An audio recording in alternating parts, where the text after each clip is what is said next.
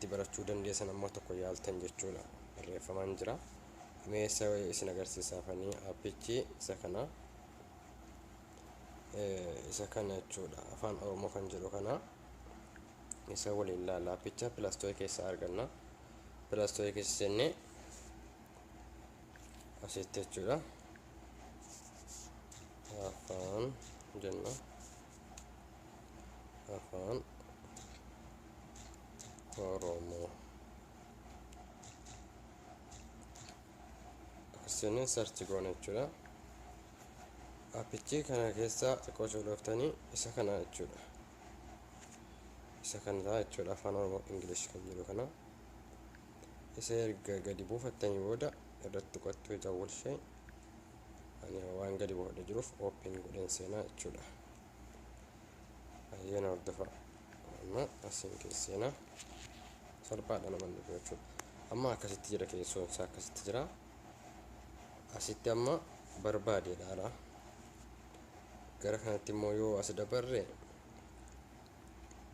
English bakka kanatti yoo immoo sarara kilik goone search jedha jechuudha afaan Ingiliffaatiin.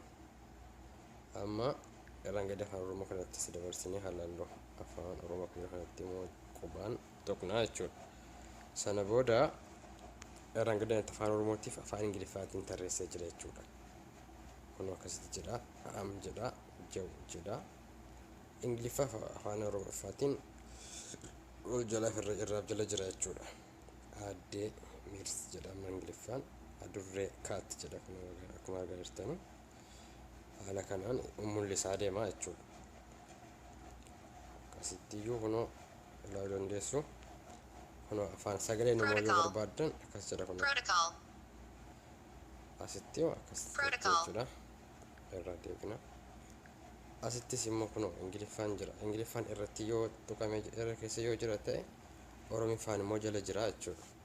Isiniif mul'ata miti dhiisuu gatu adda addaa kunoo haala salphaa ta'een afaan Ingiliffaa irraa fahamuu dandeessu jechuudha.